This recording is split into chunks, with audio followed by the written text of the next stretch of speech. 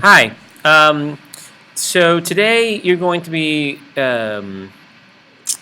completing a homework assignment that has you apply what you've learned about document analysis to sources of information that you find online. Now, there's all kinds of ways of interrogating online sources. So if you Google, how to tell fake news from real news and similar searches, you'll find a number of organizations that have created whatchamacallit, tools to help you figure that, to help you interrogate an online source. What we're trying to do here is we're trying to marry the document analysis skills that you've learned and will apply to historical documents with the whatchamacallit, the imperative to interrogate online sources. So we want you to have one tool, in other words, that can do everything. Analyze historical documents, contemporary documents, as well as online sources. So that's what this is all about. This is part of CAT-P. The ability to analyze and interpret information from varied sources is obviously something an effective citizen possesses. And this is the tool in a modified form that you'll be using to interrogate online sources, like we've done in class over the last few days. Now, as you know, there's an epidemic of false or misleading information on the internet, disseminated by traditional websites and, of course, social media platforms like Facebook and Twitter and similar outlets such as that. This is an example of a news story from April 2017 that turned out to be false. President Trump did not say that he wanted to deport Native Americans to India, for example. This is a photograph of Emma Gonzalez, who was a student activist from Florida, who was a victim of the Parkland, Florida shooting. This is on the left is an image that was taken by photographers for Teen Vogue as part of a magazine article about her. On the right, it shows her tearing up the Constitution of the United States. And this photo turned out to be doctored, but not before it was disseminated by people on conservative websites and Facebook and Twitter accounts as evidence that the activists, the gun control activists from Parkland, were out to destroy the Constitution. This is let me see if I can get this going here. Oh, crap. This is another story that came out a few months ago. Again, also distributed widely on news media. I'm going to pull it up for you. The image that was conveyed by this video, which was, by the way, posted on Twitter by a number of accounts. Sorry, I'm going back and forth, including Trump's personal lawyer Rudolph Giuliani's account on Twitter, as real as making as evidence that Nancy Pelosi, the Speaker of the House and a Democrat, was drunk when she gave this speech. Here's a little story about that. So I pray for him and I pray for the United States of America. House Speaker Nancy Pelosi is a favorite target of Republicans and the alt-right. Recent videos circulating online of Pelosi have been manipulated to make her sound sluggish and slurred. This video, posted to the Politics Watchdog Facebook page, has more than 47,000 shares and 2.4 million views. It shows Pelosi speaking at the Center for American Progress Ideas Conference on May 22nd. But when compared to the Washington Post's verified feed of the same event, it is clear the Facebook video is playing at 75% of the original speed.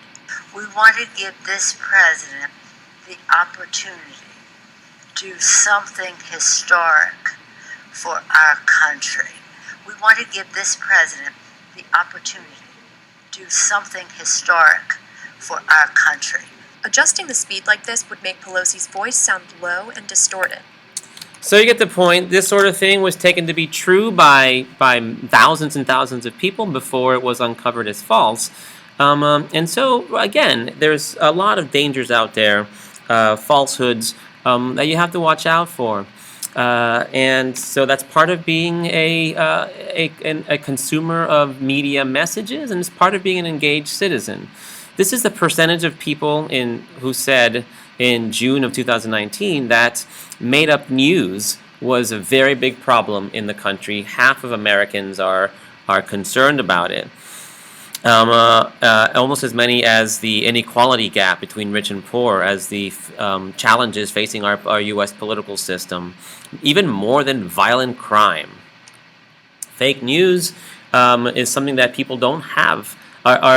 Many people are ill-equipped to understand, to discern, and studies show time and again over the last couple of years that people don't really have the tools to distinguish between reliable information and information that is not reliable, to say the least. And that's bad for democracy. You need a citizenry that is able to interrogate sources of information to determine if they're true or not, if they're going to base their decision-making on information.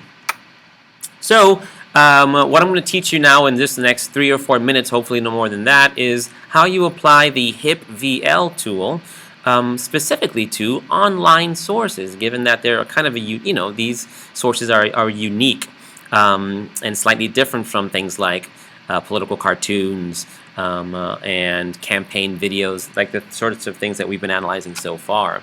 We're still going to use HipVL, but here's a kind of online version of HipVL. So with historical context, this is kind of very similar. You want to think about the larger issue that this document pertains to. But then you also want to what some scholars say you ought to do, which is to, quote, read laterally.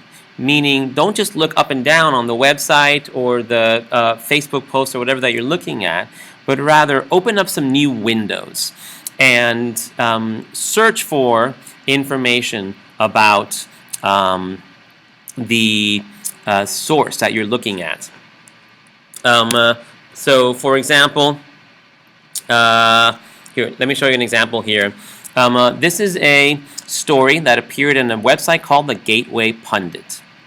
And it says that a journalist traveled to Ilhan Omar's homeland.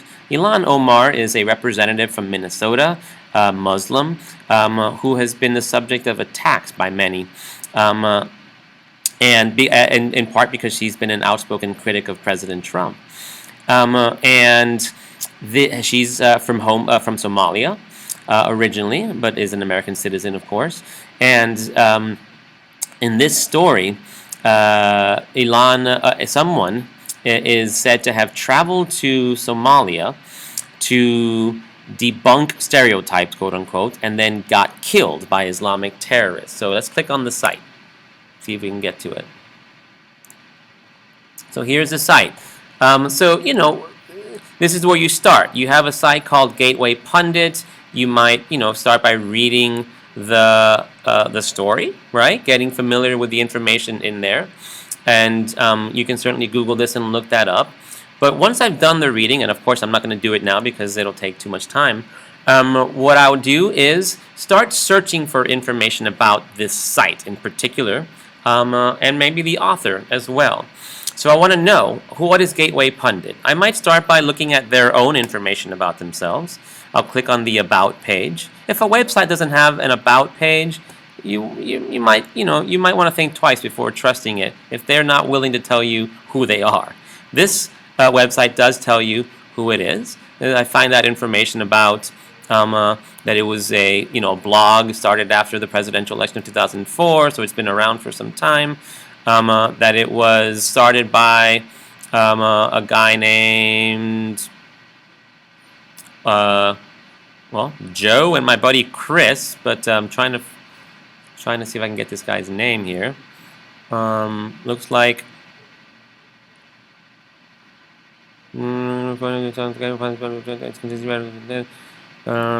This here is suggesting that people read it, including major conservative organizations and whatchamacallit, commentators.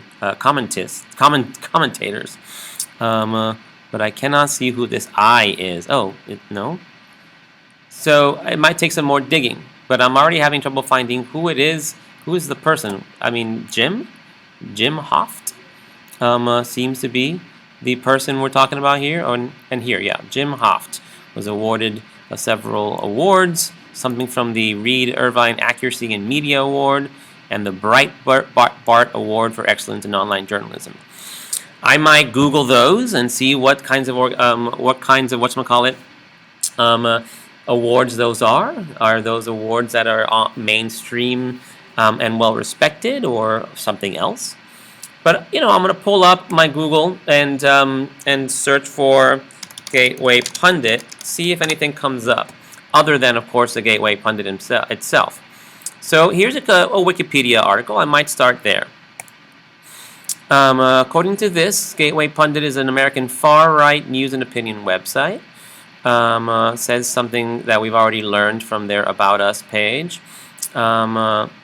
They've been granted press credentials in the Trump White House, so they are acknowledged by the Trump White House as a mainstream or reliable source of information.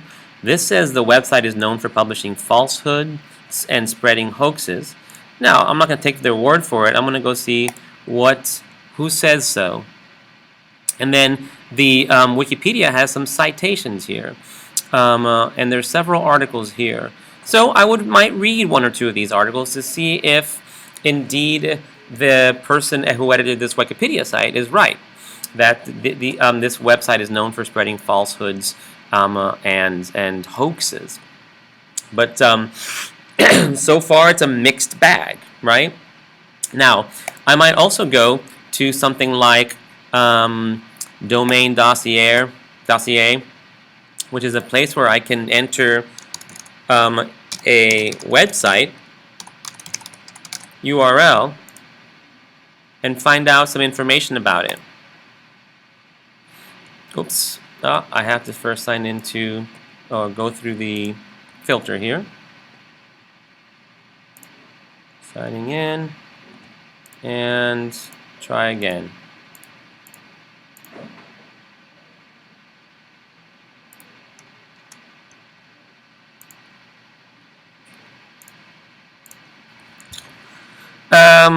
So here we go.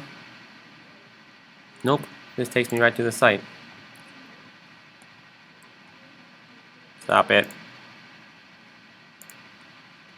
Okay, so go down here, and sometimes this is helpful, sometimes this isn't. Sometimes they mask, these internet sites mask their true identities, and they can. But if you look through all of this, sometimes you can find information about who physically owns the website, like who's responsible for publishing this website. GoDaddy is merely an internet domain provider, so they're not the owners of the website.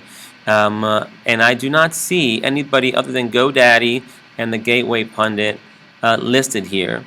So sometimes you run into problems, sometimes she says here registrant name, registration is private, so they've managed to hide their identity.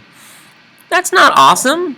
You want to ask yourself, why would somebody want to hide their identity? Who owns the domain? So if that's the case, then that should raise some alarms. You might go to some fact-checking website like PolitiFact, FactChecked, or Snopes, and Google this and see if you can search for the story.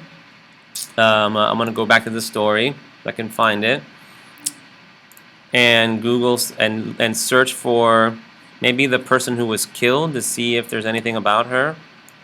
Hodan Nalaye. I'm going to go to Snopes, enter it in here, click on search, see if something comes up. Nothing there. So Snopes, which is a major fact-checking website which checks to see if stories are true or false, has nothing on her. I might go to factcheck.org. This is usually for political statements or statements made by politicians, but it doesn't hurt to search here, see if anything comes up. No results. Okay, so nothing there. So far what I'm finding is that it's a mixed bag as far as what this website is. I know that the Trump White House acknowledges it as a legitimate source of information. I know that it's been around for a couple of decades, since the early 2000s, as a blog, and now as a news source. I know that several sources, according to Wikipedia, have determined that it is a purveyor of false or information or hoaxes. And so anyway, so I know to take this with a grain of salt. I can maybe look and just do a general Google search on this person instead of looking in these fact-checking websites, and see if something comes up. And now I kind of hit the jackpot, it seems. I look here and I see that Hodan Nalaye is in fact does appear in a number of news stories. The BBC.com, a British respected news source, and of course if you wanted to find out more, you can click on the About Us page, wherever that might be on their site. I'm sure it is somewhere, because this is definitely a legit site. And I read this news story, and I've already read it. It happens to be true that she had moved to Somalia and was killed. And she had moved to Somalia to create a video series about how beautiful Somalia was, Ilhan Omar's homeland, and then was killed in a terrorist attack. So, turns out that the story is true. The way they tell the story might be different from the way that mainstream websites or news sources tell the story, but the story itself, the core of the story, is true, according to my quick dig at this. Now, if you know what? Let's skip that. So anyway, that's the historical context. Intended audience, I can go back and look at the Gateway Pundit, and I can imagine who I think the audience might be. This, according to Wikipedia, and given Trump's embrace of the source, you might surmise that it is a conservative-leaning source. And so therefore the audience is likely to be mostly conservatives who access this, and that includes the Trump administration, people in the Trump administration. The point of, and of course, that would, their content therefore almost certainly caters to a conservative audience. Similarly, the point of view is almost certainly a conservative point of view. If I wanted to learn more, I would go back here to where did the site itself. Come back.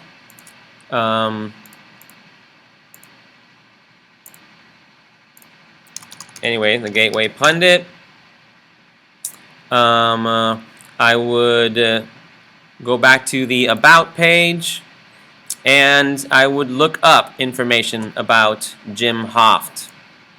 Jim Hoft, Gateway Pundit, and maybe we'll find out more about this person. Gateway Pundit. Oh no, this is still the same Wikipedia article. Let's see if there's anything about Jim Hoft specifically. Jim Hoft, Media Matters for America. I don't see anything immediately there. Well, let's just go with the Wikipedia entry on Jim Hoft. Following 2006 mass shooting at the gay club, Hoft came out as gay, blamed Barack Obama for the massacre, and derided left-wing gay activists for blaming the National Rifle Association and Christianity for the attack. Some other things happen here. Anyway, I get a little bit of information about Jim Hoft, and if I can, I might keep looking and looking and looking. I might look at his Twitter feed and see what kinds of things Jim Hoft posts about, and I might look at anything else that people have written about Jim Hoft by continuing to look at these search results. And what I'll find, I'm sure, given what I've seen so far, is that he's a conservative commentator, and he has a record. So I know who it is that's responsible for this Gateway Pundit website, and I therefore can, take what I read there with, you might say, a grain of salt, knowing who it's coming from. So that's point of view. And then purpose, again, this is something you have to think about. Why is this website being produced? Why is this news source, why does it exist? And then finally, value and limitations. What can I learn about the story of this journalist who traveled to Somalia and was killed by terrorists? I learned some things, right? I learned some of the story. But the limitation is that I had to look elsewhere to verify the content of the story and to get a complete picture of the story. If you were to read the Gateway Pundit's version of the story, what you'll find is that there's definitely stuff missing that is available in some of the other mainstream sites. And that's that. That's how I go through an online source. So that's your homework assignment, is to do just that and see if you can evaluate online sources effectively. Thank you, and go ahead and email your teacher if you have any questions.